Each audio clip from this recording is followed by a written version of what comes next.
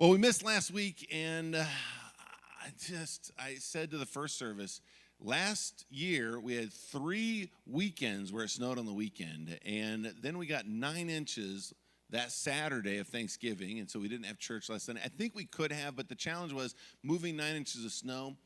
It was like just trying to get through it. So we'd cleared things off pretty well, but of course, as you can imagine, trying to figure out if it was safe enough for everybody to come into the building.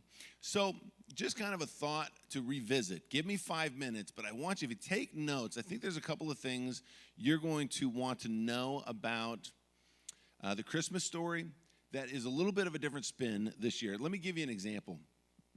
Basically what the synopsis is.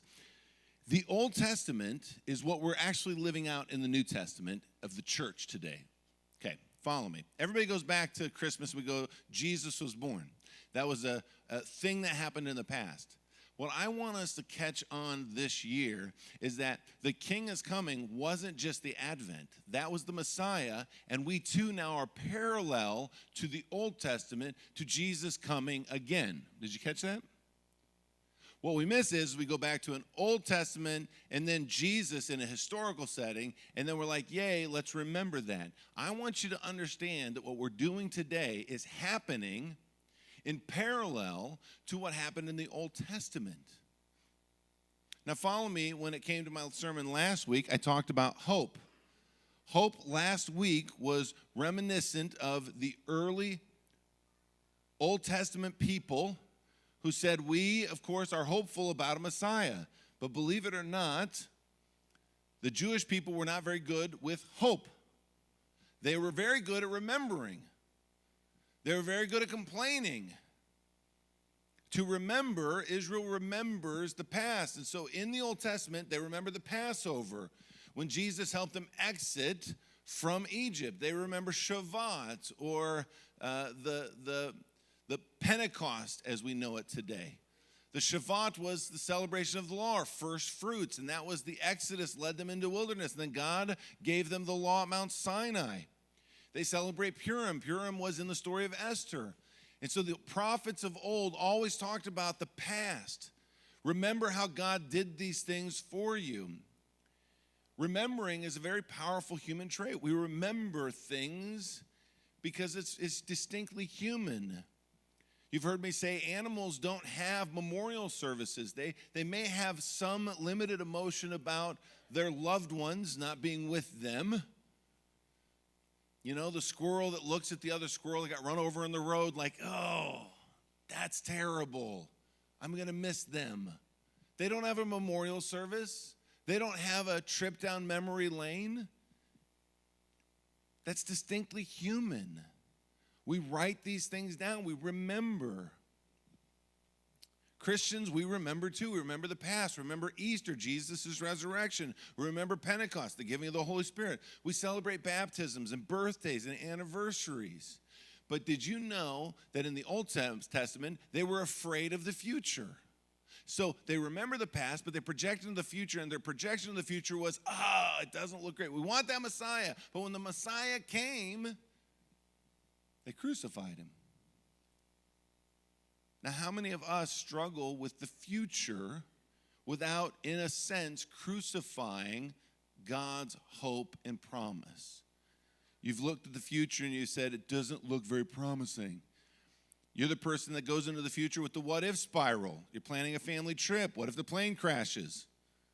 Has anybody in your family said this? I don't know that we should be on the same plane together. What if something happens? Like, that's depressing. Anybody hear the over-Googler? You look into the future and you're like, I have a headache, and all of a sudden 3 days from now you think you're going to die. The medical symptoms, the doom predictor. I've had people tell me this right out. They're just like, well, you know, it doesn't matter.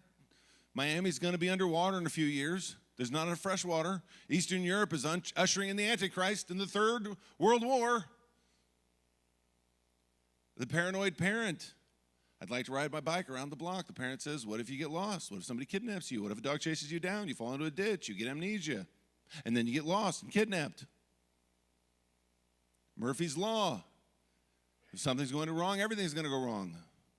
You get a new job, probably going to get fired, new relationship, they'll break up with me eventually. None of this is shocking. We remember the past, and we predict the future with terror and cynicism. So my offering to this hope is that just as they were supposed to look forward to the Messiah and then anticipate and be excited when Jesus showed up, so too, church, we should be hopeful. We should be projecting into the future God's wonderful plan. I shared about how entrepreneurs always say, the larger the problem, the greater the profit. In Christianity, we say the larger the problem, listen closer to the prophet, P-R-O-P-H-E-T. The prophet of promise, of hope, of a better future. So last week, let's just make it real simple. If you struggle with predicting into the future something that is God-sized, right? Hebrews 11:1, faith is believing in all things hoped for, certain of what we do not yet see. I'm encouraging you to add yet to the end of your sentence. When you get up in the morning, you say, it's not going to be a good day. Yet. I can't believe my uncle is coming. He never changes his mind. Yet. That powerful word projects into the future something that God is going to do. I'd encourage you to be around hopeful people. Be a hopeful person. Be less of the doubters and the complainers. That isn't the Christian spirit. So that characteristic of Jesus in the Advent Christmas story, may it ring true in his church today. Let's go into the space of peace. How about the King of Peace? For unto us a child is born, unto us a son is given, and the government will be on his shoulders. He will be called Wonderful Counselor, Mighty God, Everlasting Father, Prince of what? Peace. Of the greatness of his government and peace there will be no end. He'll reign on David's throne and over his kingdom, establishing and upholding its justice and righteousness from that time on and forward. In fact, when the angels showed up to those shepherds who were totally unexpected, this will be a sign to you. You'll find a baby wrapped in cloth and lying in a manger. Glory to God in the highest of heaven and on earth. Peace to all on whom his favor rests. Let me start with a simple truth. Everyone wants peace. Isn't it amazing we live in the 21st century? How many people of late have said, did you know that before 1920 you didn't have hot water to take a shower? We struggle with peace and our anxiety, and yet in the morning when you take a shower and you're complaining about life, remember, 100 years ago they didn't have that. We have more amenities, even for the poorest of people today, than they would have ever imagined, even for the middle class 150 years ago. In fact, to be honest, there wasn't such a thing. Why is it we're so stressed out? We could say it's because the world is so busy and fast-paced, we keep trying to keep up. I would say it's because there's an internal turmoil that is mirroring the outward turmoil around us, and we're not letting the God of peace transcend within us those challenges. Nobody wants to wake up and feel anxious. Nobody schedules worry into your calendar, and yet, for most of us at Christmas, it's the most anxious season of the year. Financial pressure. Do we have enough money for all the gifts we have to buy? Did we buy enough gifts? Do we buy gifts for everybody? Family tension, people that are going to be coming. Did we schedule all the Christmases we need to schedule? The busy schedules, when to go to those Christmases, when to go buy the gifts for those Christmases. And yet we haven't even talked about unspoken grief. The season that is supposed to be so wonderful, and yet there's loved ones that aren't with us. Or silent disappointment, or unmet expectations. We sing Silent Night, Holy Night, all is calm, all is bright, and you would say, not in my house. We have that strain with the Advent season. If I were to ask you, is the world peaceful, you would have a resounding no. But I ask you again, then are you reading Scripture where it says peace is to be fulfilled? Isaiah says yes. Luke says yes. Christmas says yes. Then why do we say no? And you'll say, because the world's not peaceful. Jesus entered a world, the Prince of Peace entered the world that wasn't peaceful. Isaiah says, the people walking in darkness. A world of invasion, of fear, of political instability, of spiritual unrest. When Jesus was born, there was a government census. His parents were forced to travel. A pregnant teenager, an overcrowded town, no room at the inn. Jesus was born and laid in a feeding trough. Rome was still in charge. Herod was still on the throne. If Jesus was going to bring peace by changing circumstances, this wouldn't have been the way he started.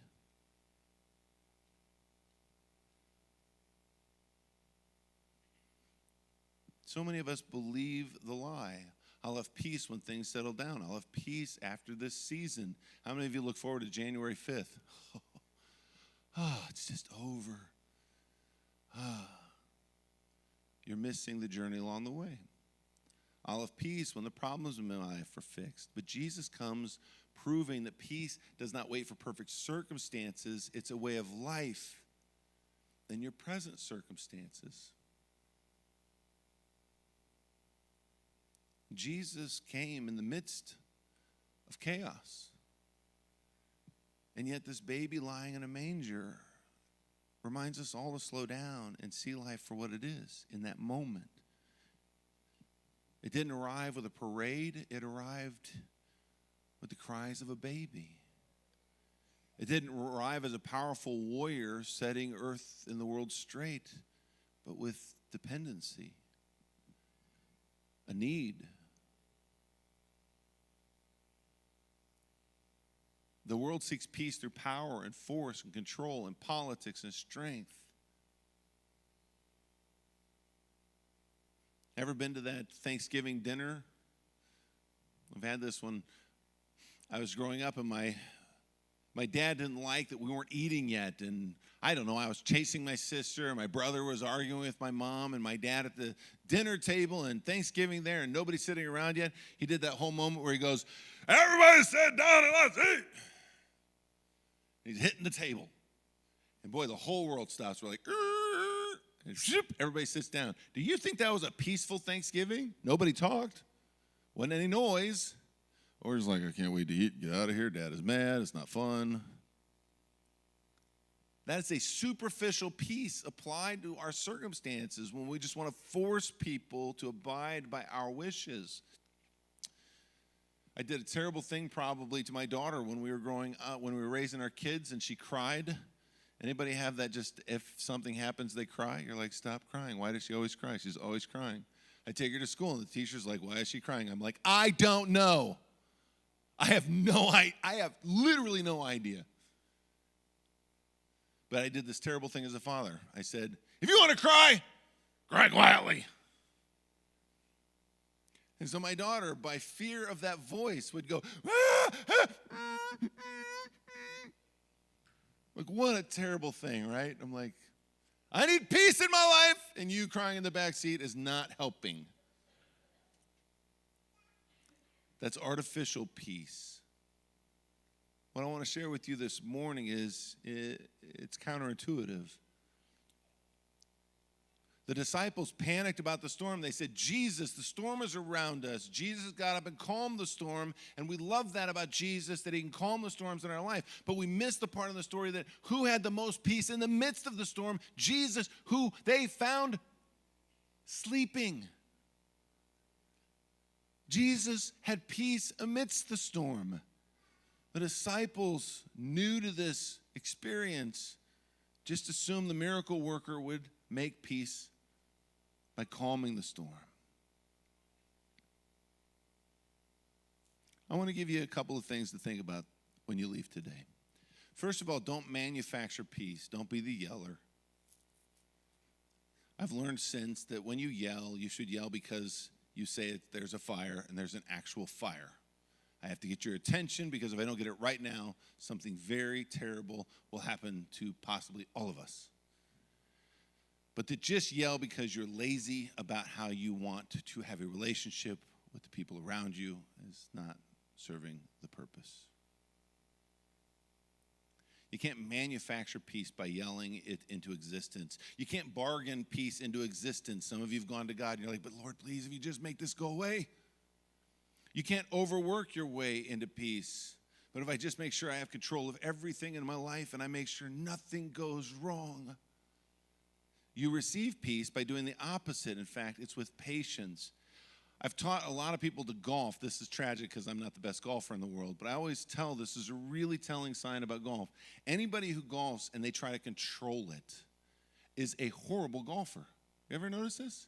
The golfer goes like this. This is essentially what a golfer does to control it. They're like, I'm going to hit that ball, and I'm going to hit 400 yards that way. I'm going to do this because I'm going to grab this club, and I'm going to swing as hard as I can, coming out of my shoes, and just at the right time, I'm going to make sure that club is right in front of that ball, hits that ball, and we're going to make it go that way. And then shake you very much. Can't do it, can you? In fact, every golfer has to learn patience, and you just have to let it happen. It really is a releasing, a less trying to control, and that ultimately is what gives you the better swing. In this instance, trying to manufacture peace by controlling every element of Christmas and the holidays and your family and your calendars, you won't find it. You'll be anxious. You'll be exhausted. I'm going to give you one. This is even harder for some of you. Some of you here are the martyr for peace. In fact, you sabotage it and you don't even know it. And you'll say to me, you're like, I don't sabotage peace, but let me play this out for you. Are you a person here that when somebody offends you, you replay that offense over and over in your head, and it grits with you, and you get angry about it, and you yell in your car? And did you know that you're reliving that experience over and over, and it's not the person who's robbed you of your peace, it's you because you can't let it go. It's your drive to work. You choose to make the most of it. You choose to enjoy it. But when you replay that moment over and over and you're mad at that person, just tell yourself in that instance you're sabotaging your own peace. Or you're rehearsing the worst case scenario in your mind. But what if? I'm telling you, people in our world, the world wants you to live with that anxiety over and over because it becomes safe, it becomes normal, it becomes expected. You won't get let down. When bad things happen, you're like, see, that's why I'm always anxious about it, because now I'm ready for it. But even your body knows you can't live with that kind of stress in your life. You're like, but if I don't, it'll sneak up on me. And I go, I know. And when it does, then let that moment be handled in that moment. Don't prepare for it by being anxious. Don't sabotage peace. A pastor once told the story. Someone was carrying a backpack, walking with their friend, and they were just exhausted by how heavy it was. And eventually they said, I gotta rest. And they sat down and they took the backpack off, and the friend grabbed the backpack, and it was so heavy. And they said, what is in this backpack? And the friend said, well, it's all the stuff people keep dumping on me, and I have to carry it. And the friend said, why do you have to carry it? Just leave it. Well, because if I don't carry it, they're going to put more in it. It's just going to get heavier. The friend doesn't make any sense. Some crisis is caused to you, but you choosing to carry it day in and day out is you sabotaging your own peace. That's the baby in the manger. Amidst all of the darkness, amidst Herod and the Roman Empire, amidst the census and being displaced and being somewhere they didn't plan to be, they have this moment with this baby. So don't sabotage it. Don't manufacture it. Practice it. I want to invite you to practice peace today. May the Lord of peace himself give you the peace at all times and in every way. Peace is not a someday promise. It's a daily discipline. You practice peace, ready? Pray instead of panic. Worship instead of worry. Trust instead of control. My same golf metaphor I've come to realize that hole 300 yards away is not going to come into perspective at this tee box. But if all I think is how I can swing the club naturally and comfortably through the ball, just 2 feet in front of the ball, it's amazing. It just happens. That practice of just saying to yourself, if I just do this, what's right in front of me, life becomes a little easier. Let me say it again. You don't practice peace in balmy weather. You have it. And you, in those moments that are perfect, blissful moments, you say, well, why can't I have this all the time? And God says, because this isn't practice. This is the way it's going to eventually be. Second coming. But what is in the meantime? First coming. The peace of my presence. And you have to practice it not without the storm. You practice it with the storm, in the storm. Remember, Jesus, on a cold night with tired parents in a rented room in an unfamiliar town, sleeping with the animals under the authority of Rome, the angels from heaven came down and said, what? Peace on earth. Did not come because everything was fixed. It came because Jesus was present. I'm going to invite you this morning when we take communion. Can you exchange that manufactured peace or that addiction to sabotaging peace in your life for Jesus? Can you admit and confess, God, I hold on to that stuff too tightly because I feel like I have to control it, fix it, make it. Or maybe it's my identity now. I feel important because people know that I'm worried about them, and yet it does them no service. Can you exchange that this morning? Think of Jesus in the manger who through his life grew up, accepted everything that came at him, ultimately the crucifixion, his own death. And in that, he said, this is my body broken for you. This is my cup poured out for the forgiveness of sins. Take, eat, take, drink. Receive me despite the world not changing. And I shall give you peace. You can keep carrying everything else, or you can exchange it for him.